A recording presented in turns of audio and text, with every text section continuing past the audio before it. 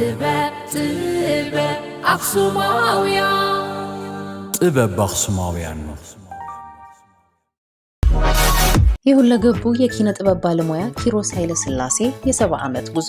ኢትዮጵያ ካፈራቻቸው አንጋፋ የኪነ ጥበብ ባለሙያዎች ተርታ ኪሮስ ኃይለ ሥላሴ ይገኝበታል። ከያኒ ኪሮስ ኃይለ ሥላሴ በጥበቡ ዓለም ከ40 ዓመታት በላይ ሲቆይ ከትወና ጀምሮ በቲያትር ዓለምና በፊልም ስራ ውስጥ የተጣሉበትን ሙያዊ ኃላፊነቶችን በመወጣት ትልቅ አበርክቶ የሰጠ ባለሙያ ነው። የከያኒ ኪሮስ ውልደትና እድገት በትግራይ ክልል አድዋ አውራጃ ማይቅነጣል ወረዳ በምትባል የገጠር ከተማ ነበር። በዚች የገጠር ከተማ ከአባቱ አቶ ኃይለ ሥላሴ ረዳና ከእናቱ ወይዘሮ ዘውዲቱ ገብረዝጊ መጋቢት 27 1947 ዓ.ም ነው የተወለደው። ኪሮስ ወላጆቹ ተስለው ያገኙት የስስት ልጃቸው መሆኑ ይታወቃል። በብዙ መድረኮችም ተገልጿል። ወላጅ አባቱ የፖሊስ ባልደረባ ስለነበሩ ከቦታ ቦታ መንቀሳቀስ ግዴታ ሆኖባቸው ከማይቅንጣል ወደ ውቅሮ ክልተ አውላሎ ከተማ በመሄድ እዛው ትምህርቱ መከታተል ጀመረ። ብዙም ሳይቆይ የአባቱ አንድ ወገን የትውልድ ቦታ ወደ ሆነው አጽቢ ወንበርታ ተመለሰ። ቀጥሎም ስንቃጣ በአሁኑ አጠራር ፍረወይኒ ወደምትባል ከተማ በመጓዝ 3ኛና የ4ኛ ክፍል ትምህርቱን ተከታተለ። በመጨረሻም ወደ ውቅሮ ክልተ አውላሎ በመመለስ ከ4ኛ እስከ 8ኛ ክፍል ትምህርቱን መማር ጀመረ። በዛን ወቅት አብሮት ይማር ከነበረው ታዋቂ የትግርኛ ሙዚቃ ንጉስ ተብሎ በሰፊው ከሚታመንበት ከያኒ ኪሮስ አለማየሁ ጋር በመሆን በቦይስ ስካውት ክበብ የቲያትርና የሙዚቃ ክበብ ላይ በንቃት በመሳተፍና በተገኘው አጋጣሚ ሁሉ የተለያዩ ቀልዶችን በማቅረብና መድረክ በመምራት ያለውን የኪነ ጥበብ ተሰጥኦ በማሳየቱ በወቅቱ የብዙ መምህራኖቹንና አብሮ አደግ ጓደኞቹን ቀልብ መግዛት የቻለ ተማሪ ነበረ። ይሁንና የ8ኛ ክፍል ሚኒስትሪ ፈተና ሳይወስድ ትምህርቱን አቋርጦ በወቅቱ የኢትዮጵያ አንድ ክፍለ ሀገር ወደ ነበረችው አስመራ ተጓዘ። በአስመራ ከተማም ብዙ የጥበብ ሰዎች የወጡበት በአጠቃላይ ዞባ 7 ወይንም ዞን 7 ልዩ ስሙ ደግሞ አዲስ አዲ በተባለ ስፍራ ይኖር ነበር። በአስመራ ከተማ የተወሰኑ ጊዜያትን ያለ ትምህርት ካሳለፈ በኋላ ወደ አዲስ አበባ መጥቶ ቋንቋ በመማር በካቶሊክ ካቴድራል ትምህርት ቤት ገብቶ 8ኛ ክፍልን እንደ አዲስ ተምሮ ሚኒስትሪ ተፈትኖ በጥሩ ውጤት ሲያልፍ በትምህርቱ ላይ ልዩ ትኩረት መስጠት ጀመረ። የዩኒቨርሲቲ መግቢያ ውጤት በማግኘቱም በ1972 ዓ.ም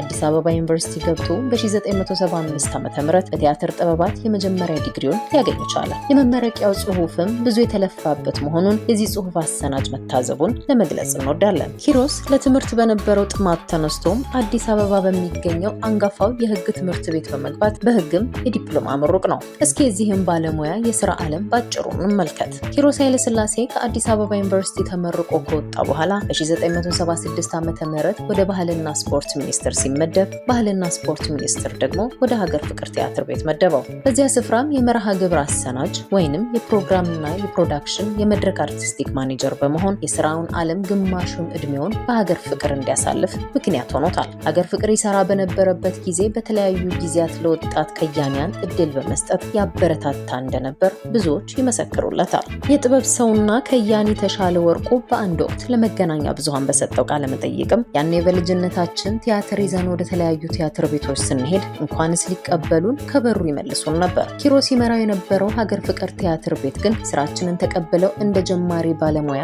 አስተናግደውናል። ምናልባትም እንደ ደከምነው ብዛትና እንዳንኳኳነው በር እሱ ባይቀበለን ኖሮ ዛሬ ላይ በዚህ ሙያ ውስጥ ስለመዝለቄ እጠራጠራለሁ ሲል መመስከሩ ይታወቃል። ኪሮስ ከሀገር ፍቅር ከወጣ በኋላ ወደ ባህልና ማስታወቂያ ቢሮ ወይንም ማዘጋጃ ቤት በመሄድ የስነ ጥበባት ማስተባበሪያ ቡድን መሪ በመሆን በርካታ ስራዎችን ለመስራት ችሏል። ቀጥሎም የባህል መምሪያ ኃላፊ በመሆን 4ቱን ቲያትር ቤቶችን የአዲስ አበባ ሙዚየምና የአዲስ አበባ ቤተ መጻሕፍትን ጨምሮ በማስተዳደር አገልግሏል። በመቀጠልም ከ1999 ዓ.ም ጀምሮ እስከ 2001 ዓ.ም ድረስ የአዲስ አበባ ከተማ ሚሊኒየም ምክር ቤት ጽሕፈት ቤት ዋና ዳይሬክተር ሆኖ ሲሾም በጊዜው ታቅደው የነበሩትን 22 ፕሮጀክቶችን በማስፈጸም የማስተዳደር ችሎታውንም አስመስክሯል። በመጨረሻም ይህን ስራ ለቆ ቀድሞ ወደ ነበረበት ወደ ባህል መምሪያ ተመልሶ ለ8 ወራት ካገለገለ በኋላ እድሜው ሳይደርስ አስቀድሞ ጡረታ መውጣቱ ይታወቃል። ኪሮስና የመድረክ ቲያትሮች። ኪሮስ ኃይለ ሥላሴ መድረክን የሚሞላ ሞገስ ያለው ድንቅ ባለሙያ እንደሆነ የሙያ አጋሮቹ ይመሰክሩለታል። ሳልሳዊ ባልንጀራ፣ ባልቻ አባነፍሶ፣ የቬኑሱ ነጋዴ፣ አሉና ጠልፎ በኪሴን ጨምሮ ከ18 በላይ የሙሉ ጊዜ ቲያትሮች ላይ በትወና ተሳትፏል።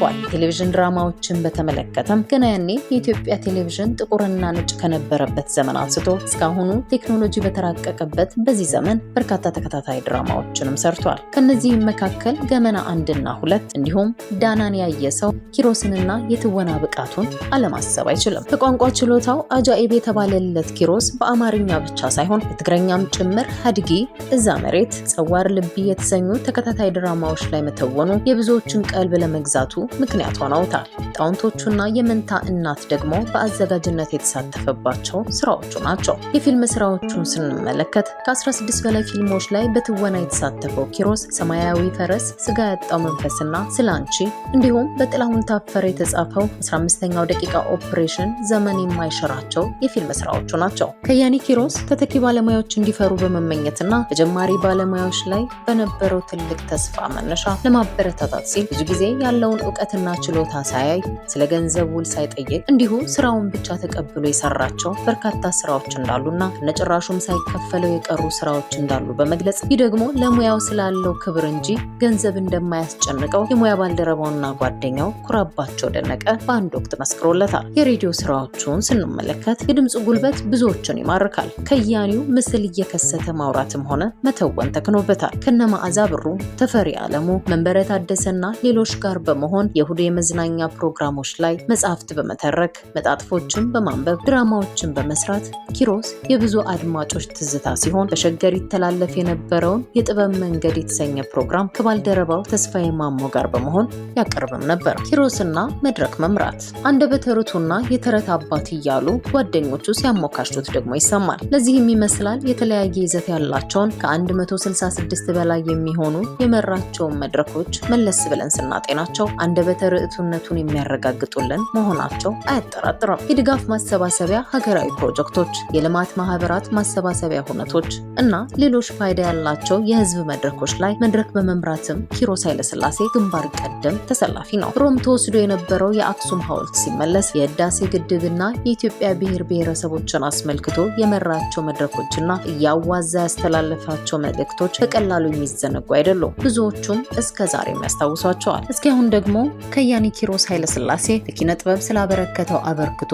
የተሰጡትን ሽልማቶችን ቃኝ። በምርጥ የትወና ብቃቱ ብዙዎች ይስማሙበታል። በዋለበት ሁሉ ከልቡ ማገልገል መለያው ነው። ኪሮስ የታማኝነት ምልክት ነው ሲልም ተሻለ ወርቁ ይመሰክርለታል። በጥበቡ ዓለም ላበረከተው አስተዋጽኦም በርካታ ሽልማቶች ተበርክተውለታል። ለዚህም ማሳያ የሆነን ዘንድ ጥቂቶቹን እንጥቀስ። ከጠቅላይ ሚኒስትር አብይ አህመድ ከፍተኛ የኪነ ጥበብ የህይወት ዘመን ተሸላሚ ተብሎ ተሸልሟል። ከኢትዮ ፊልም አዋርድ ስላንቺ በተሰኘው ፊልም በምርጥ አጋዥ ተዋናይ ዘርፍ ሽልማት ተበርክቶለታል። ራክማኖቭ የቲያትር ኮሌጅ በሰማያዊ ፈረስ ሸልሞታል። ከጉማ አዋርድ የህይወት ዘመን ተዋናይ ተሸላሚ ሲሆን ከተለያዩ ተቋማትም በርካታ የምስጋና ምስክር ወረቀቶች ተበርክተውለታል።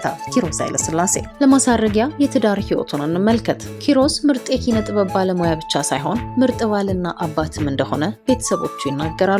ሀገር ፍቅር ቲያትር ቤት በተወዛዋዥነት ሰራ ከነበረችው የሙያ ባልደረባ ወይዘሮ ጸዳለ ግርማ ጋር በ1978 ዓ.ም ትዳር መስርቶ 4 ልጆችን አፍርቶ ለቁም ነገር ያበቃ ብርቱ ሰው ነው። በኢትዮጵያ ለኪነ ጥበብ ቅድሚያ ከሰጡ ባለሙያዎች አንዱ ኪሮስ መሆኑን ብዙዎች ይስማማሉ። ለሙያው ብዙ ዋጋና መስዋዕትም ከፍሏል። ከኪነ ጥበብ ሰውነቱ ባሻገርም እንደ መሪ የሚያኖረው አሻራ ከትልቅ መዝገብ ላይ ስሙን እንዲያሰፍር መቻሉን የሚጠቅሱ የታሪክ አጥኞች ይገኛሉ። በሰራቸው ፊልሞችና መድረኮች ሙሉ አቅሙን ተጠቅሞ የሰራ ሰው ነው። ለዚህ አበርክቶ ደግሞ ልናመሰግነው ይገባል የሚሉ ጥቂት የሚባሉ አይደሉም።